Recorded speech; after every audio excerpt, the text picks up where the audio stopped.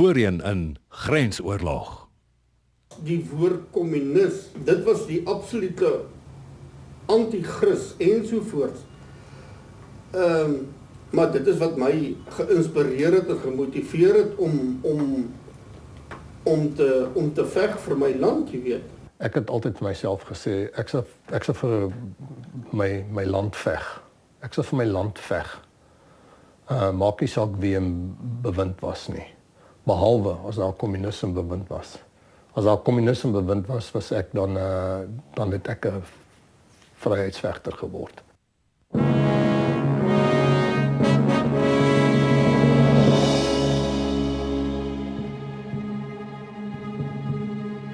Vanaf die laat 60s was daar 'n rus onder elke bed in Suid-Afrika. Woorde soos rooi gevaar en kommunisme het deel van die woordeskat geword. Vir die wat in Angola en in die noorde van Namibië Russiese toerusting gebuit het en op propagandistiese literatuur afgekom het, was dit 'n harde werklikheid. Die vyand is geborg deur die Sowjetunie en Kuba en hulle sou in die spervuur hulle lewe kon verloor met 'n koel uit 'n Russiese wapen. Tuis het literatuur die ronde gedoen met titels soos Wat die kommunisme werklik is, wat deur die Sinodale Kommissie vir die bestryding van maatskaplike ewels van die NG Kerk versprei is. Die subhoofies alleen spreek boekdele. Onskuldige voorkoms van die kommunisme, aanwakkering van klassehaat en klassestryd, revolusie die hoofdoel, swart republiek, vernietigingsdrang. Op 'n ligter noot het menige troepie sy ledige ure verwyl met verhale soos Tessa en Grensvegter, waar die skurke kommuniste, Russiese agente en Kubane was. Natal 1979. Rocco de Wet, bekend as die Grensvegter en Karen Berkeman, wat soms werk as spion doen, ontspan. Hulle ken mekaar al 2 jaar lank. Soms is die gesprek lig, ander kere ernstiger soos nou. Dis waar, Rocco. Die Oost-Duitsers begin hulle sterk vestig in sekere swart state. Ek weet, ek het baie met hulle te doen gehad. Hulle is baie gevaarliker as die Kubane. Slimmer, gedigter, sommer net alles. Natuurlik, Moskou weet hoe om sy kaarte te speel. Kuba se bydra tot ondermyning in Afrika het sy perk bereik. Nou moet Rusland 'n ander pion gebruik. In die geval is dit Oost-Duitsland. Kom sit, Rocco. Ons het mekaar lanklaas gesien. En hier, ons is alleen. Kom dans, Rocco. Hierdie aand is onsin. Graag. En jy moet my beloof. Wat? As dit swaar met jou gaan in Angola, dink aan my. Dink aan hierdie aand. Onthou, daar is iemand wat ook aan jou dink. Verlang. Vir jou bid. Dit beloof ek, want is maklik. O, Rocco, jy moet veilig terugkeer. Jy moenie so baie waag nie. Beloof jy dit ook? Ek is nooit onversigtig nie. Ou Suid-Afrika sou verstom gewees het om te weet dat hulle eertydse vyand net so lekker aan die anti-kommunistiese sentimente gelees het. Nou dat die strydbuil begrawe is, lag die Namibiese minister van verdediging Charles Namolo self daaroor. Books or comics which were in shops, we were buying them also, reading and discussing like other youngsters in the country, whether you are white or black, later zwart, or what is it? Later and zwart. Cake, the cake, the zwarte adderall. We were reading all these comics also. And your love letters. And Africans also, we were Africans. We loved the language to a certain extent, especially myself. I loved it only when I write love letters. My liefling, my dear bar, and so forth. When we were writing love letters to our girlfriends, it's all in Afrikaans. We wouldn't write the love letters in English. No, we didn't like them. The wording, maybe only one sentence and then into Afrikaans. You see, it was very sweet. It's a sweet love language, I can say. But we came to hate the language because of their attitudes towards us. We said, if it's their language and they don't like us, then we hate it. Haat het ingetree en vir jare vlak gelê aan albei kante. Suid-Afrikaners het SWAPO gesien as marionette van die kommunisme. Ons sal in Suid-Afrika Suid-Afrika, en in Suid-Afrika, ons moet staan en sterk maak om teen hierdie gedagtevyand van ons, naamlik die kommuniste, van al die Russiese ekspansionisme te veg. En ons moes dit keer. En dit sal ek vir die troepe op die grens verduidelik. Hoe belangrik dit was om dit te keer. Dit het ons gedoen. Die USSR is uiteindelik verslaan. En het ekonomies ineengestort in 3 groot gebiede. Die eerste gebied was die Midde-Ooste, die tweede gebied was Afghanistan en die derde gebied was Suidelike Afrika. En in Suidelike Afrika het ons die rol gespeel om hom uit te mergel. As ons dit nie gedoen het nie, was werklike demokrasie nie in Suider-Afrika nie. Dan het ons hier gesit met 'n klomp kommunistiese satellietstate.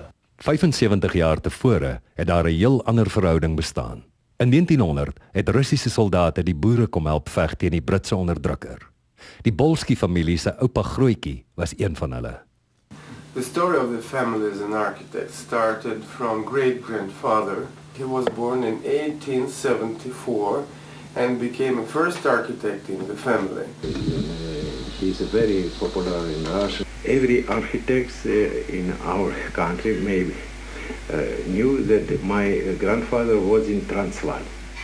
When he was 26 years old, he joined the Russian troops and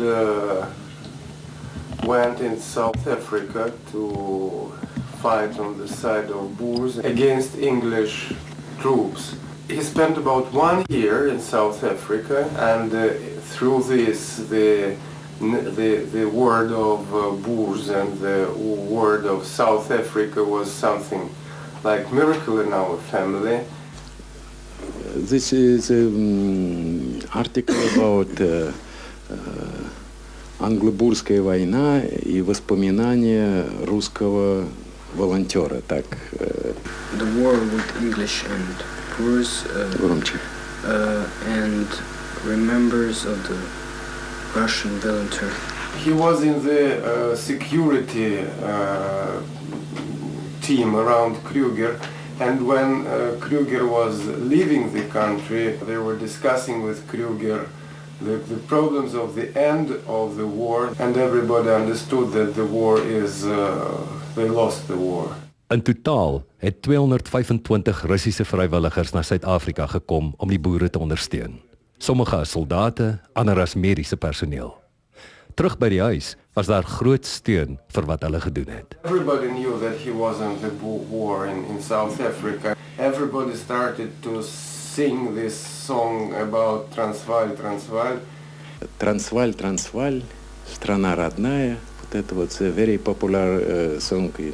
And мама, купи мне пушку, барабан, я поеду к бурам бить англичан. So in English it will say like, mother bought me a gun and a rifle, and I shall go and I shall join Boers to beat English. He always underlined that when he tell about his involvement in Boers war, everybody was very excited and started to support him and started to sing songs, and that it was very sensitive somewhere in the spirit of Russians who remembered that times of the beginning of the century of this war. Die simpatie tussen Afrikaners en Russe het behoue gebly deur die eerste aantal dekades van die 20ste eeu. Selfs kommunisme, later so 'n skelwoord, het 'n sterk aanhang gehad. Dit het duidelik gebleik tydens die werkersopstande van 1922. In 1922 was daar reeds meer Afrikaner werkers, of veral in die myne, as Engelssprekende, ek praat dan van wit werkers. En dis baie goed bekend dat daar hierdie beroemde mars in 1922 was, waar onder leiding van Afrikaner werkers daar aktief gesê is, ons beywer ons vir 'n kommunistiese bestel, ten einde ons situasie te verbeter.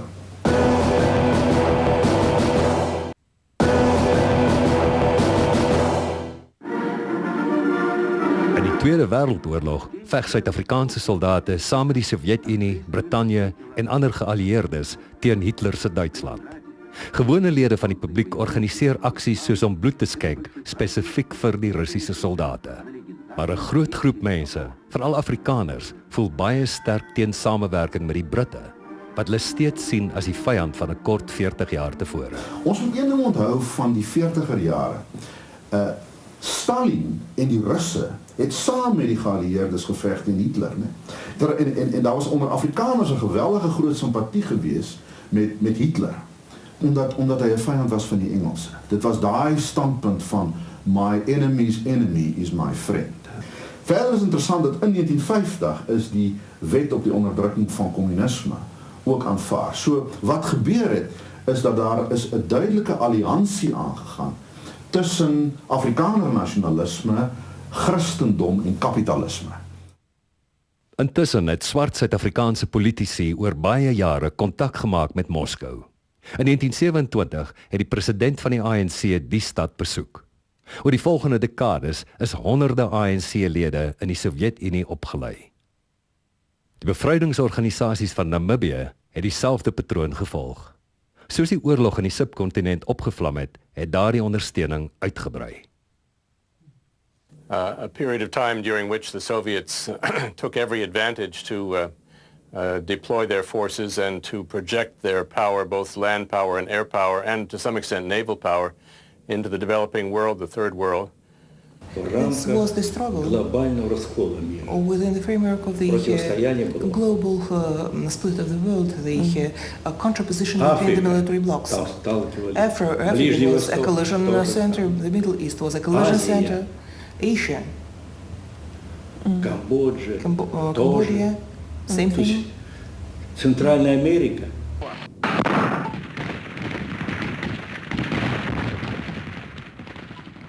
Hierdie internasionale magskaakspel sou die lewe van duisende gewone troepe in Rusland, Suid-Afrika, Kuba, Angola en Namibië oor die volgende paar dekades vir altyd verander. Die wat deur die geweerloop gekyk het, kon nie altyd die groter prentjie sien nie. SWAPO het destyds naburige Afrika-state as afspringplekke en basisse gebruik om aanvalle te loods in Namibië. In die Angolese kookpot was daar 3 ander guerrilla-bewegings in aksie. Sowjet-adviseurs het SWAPO gehelp en ook die MPLA van Angola. Suid-Afrika het op hulle beurt UNITA en die FNLA ondersteun. Russiese soldate is as adviseurs in Angola ontplooi vanaf die mid-70s tot die laat 80s. Because if not we, Americans could be there. That is all. Because practically all the time the great states, great powers, yes, they have their own conflict between each other. Anyway, war is war. It was big politics. This is what was used by the South Africans, that those are communists. They are surrogates of the Russians, surrogates of the China, surrogates of communists, what, everything, just to discredit our endeavor to liberate ourselves. And it is not that we wanted only to go to the communist or socialist countries, because they were willing to help us. If you can't help us, we go to those who are willing to help us. Speaking about the puppet, why puppet? We were soldiers. And South Africans were also soldiers. We were a military part of that politics, instrument of that politics. Dit was nie net soldate wat 'n instrument van die politiek was nie. At that time Angola was supported by the Soviet Union, and it got all the armament, practically all the armament from the Soviet Union and of course from the socialist countries. I saw the armament from German Democratic Republic, from Bulgaria, from Czechoslovakia. But at the same time, when we fought against the UNITA and South Africa, we captured, for example, in their bases, for example, after the battles, we captured Chinese, Israel, And American, of course, Belgian rifles and machine guns and so on, so everything. Die wapens is eenvoudig afgelewer en gebruik. Die soldate moes na hulle self omsien. The Soviets had to report to the high command, and the high command told her, listen, you need to stay there, you must stay there with Angolan troops, but take care of your security. In what way to take care of our security, we didn't know, but take care of your security, but you just stay with the Angolan troops. Sekuriteit in 'n oorlogsone, soos wat Angola destyds was maar 'n relatiewe begrip. Om gewond of in hegtenis geneem te word, 'n daaglikse moontlikheid. Tydens operasie Protea in 1981 het die inhegtenisname van 'n Russiese sergeant-majoor opslag gemaak. Dit is hoe die SAW dit gerapporteer het. Hy het terugbeweeg na die peloton toe om aan te sluit by hulle en om te onttrek na sy tydelike basis toe. En tydens die terugbeweging is daar op hulle gevuur vanaf skuins agter hulle. Hulle het omgedraai en die vuur beantwoord en op die daaropvolgende deursoeking het hulle toe hierdie lewendige rus plus die dooies daar gekry.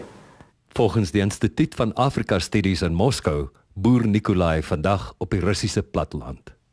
If I didn't want to go to Africa, or anybody of my friends who didn't want to go to Africa, they could have written a report, I don't want to go. And he would not go. That's it. Problem is solved.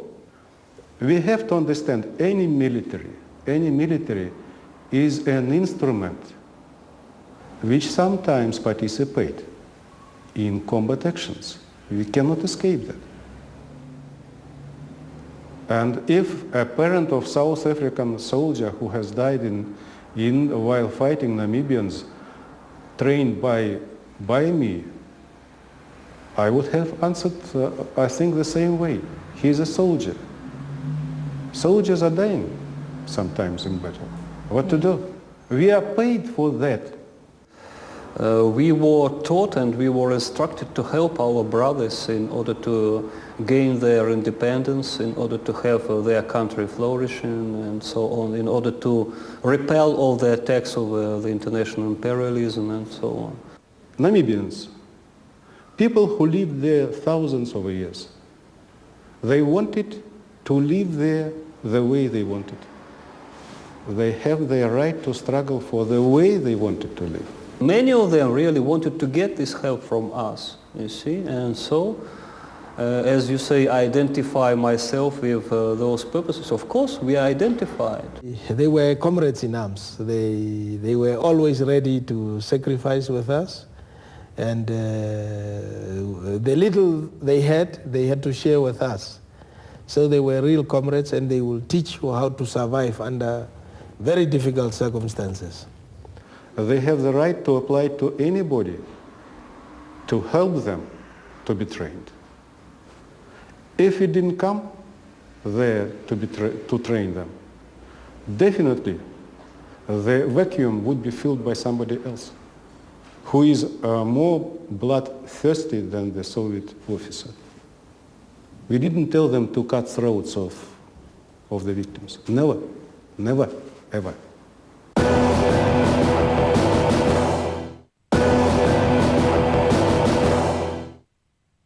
Dit was nie aldag maklik vir die Russiese adviseurs om aan te pas by wat hulle in die veld in Angola ondervind het nie. I don't want to offend Angolan soldiers now. Some of them had nothing, neither skills nor wish to struggle, just to eat, to drink, to dance and nothing more. Die SWAPO-kaders was anders, sê hulle. I enjoyed the moment when I could distinguish immediately. This is SWAPO soldier, this is Angolan soldier. A SWAPO soldier, when he was walking through the streets of Lubango, maybe in old uniform, maybe, but it is always nicely washed. It is always pressed. Their shoes are polished, if not by that polisher, standard polisher, at least by the fat of meat he is eating, but it is polished. When Angolan soldiers sometimes would have one boot broken and never repaired, and never uniform is not pressed. Maar hoe het hulle die Suid-Afrikaanse soldate gesien? South African troops were very well organized, were very well trained, very well professional, you see. They were the real professional troops, and they knew what for they were fighting, you see. And of course, they got a very good salary. Alles was egter nie net die spreekwoordelike skop skiet en doodslaan nie. Best memory. I told you, a very good nature, very beautiful nature of Angola.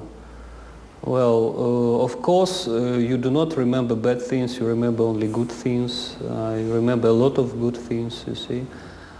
And I had a very good possibility to see everything with my own eyes, you see, and to touch with my own hands, and to swim in African rivers, and to swim in the Atlantic Ocean, and to cross the country in the vehicle, you see, and to fly all the country. Maar hulle was ook bewus van waarvoor hulle geveg het.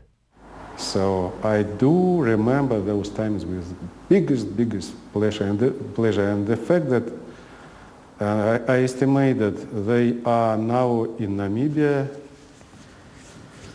Well, I hope that a piece of my invention is also there. I also help them to be there in a democratic society, and I also envy the way Namibians managed to reconcile the country. Unfortunately, here in the Soviet Union, we were remembering who was on the white guy side, on the Red Army side, till now. Basiese verskille het soms meer indruk gemaak as enige ideologie. To say the truth, we considered the United troops as the enemies. And the majority of Russians did not consider South Africans. Maybe because I'm not a racist, but maybe because of they were white people, you see, and we were white people. I learned a very good rule from Africa from the very beginning. If you see a white man in Africa, just from the very beginning, he is your friend. Because there were not so many whites, for example, in Angola and in Mozambique. And if you see a white man, your honor and your debt is to help him if he has some troubles. 11 jaar na die oorlog het Igor Jedarkin in Mosambiek in 'n Suid-Afrikaanse soldaat vasgeloop. In die stryd het hulle aan teenoorgestelde kante van die geweerloop gelê. He asked me, "Aren't you angry? Why? What for?" How can I be angry with you if you just fulfilled your part of your debt? I fulfilled my debt, and that is all. Volgende week in Grensoorlog, Operasie Savannah, 3000 kilometer deur die Angolese bos.